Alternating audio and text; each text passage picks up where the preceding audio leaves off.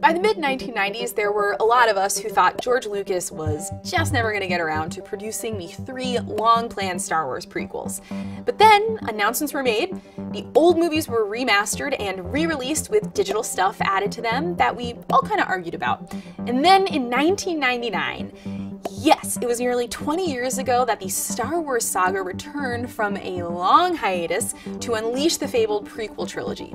We camped out in front of the theaters, we talked about what would be, we freaked out, we sat in the chair, and we watched Star Wars Episode 1, The Phantom Menace.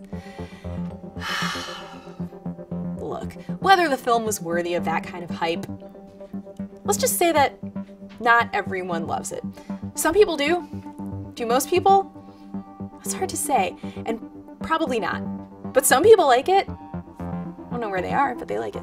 Anyway, as a public service, and because this is the kind of thing we do, SYFY WIRE is going to break down The Phantom Menace's highlights in 2 minutes or less. Ignite your lightsabers and let's go! A pre-taken Liam Neeson headlined the cast as a never-before-mentioned Jedi Master Qui-Gon Jinn with a post-train-spotting Ewan McGregor as Obi-Wan Kenobi. The Master and his apprentice were sent to Naboo to break a Trade Federation blockade that turned out to be a front for an invasion. Oh my God.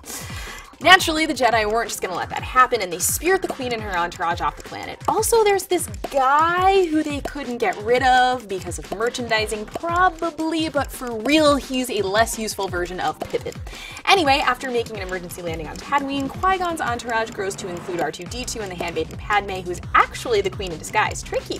They meet Anakin Skywalker, a young slave boy who offers to help them get the part they need to fix their ship, and we're left to wonder why we're being introduced to future Darth Vader as a 9-year-old kid. From there, it's all, yippee, are you an angel? And pod racing. So much pod racing. For like a solid hour, they pod race.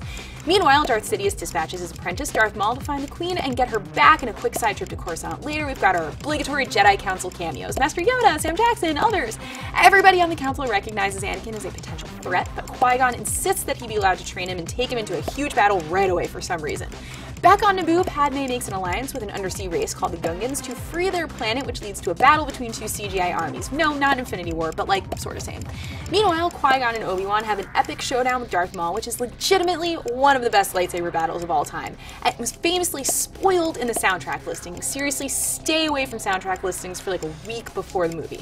Yeah, that happened. So it came down to Obi-Wan and Darth Maul. With his dying breath, Qui-Gon gets Obi-Wan to promise to train Anakin as a Jedi, and then Supreme Chancellor Sidious, Palpatine, shows up for Qui-Gon's funeral. And it's totally creepy to see him take an interest in Anakin at such a young age. Back on Naboo, there's a parade because Star Wars. Stop the clock. I'm not gonna lie. It's better when it's done faster. Do you agree? Disagree? Do people even have opinions about Star Wars? Any of them? Please feel free to be very civil and reasonable about it in the comments section below. Let us know what show or movie you want us to squeeze into 2 minutes next.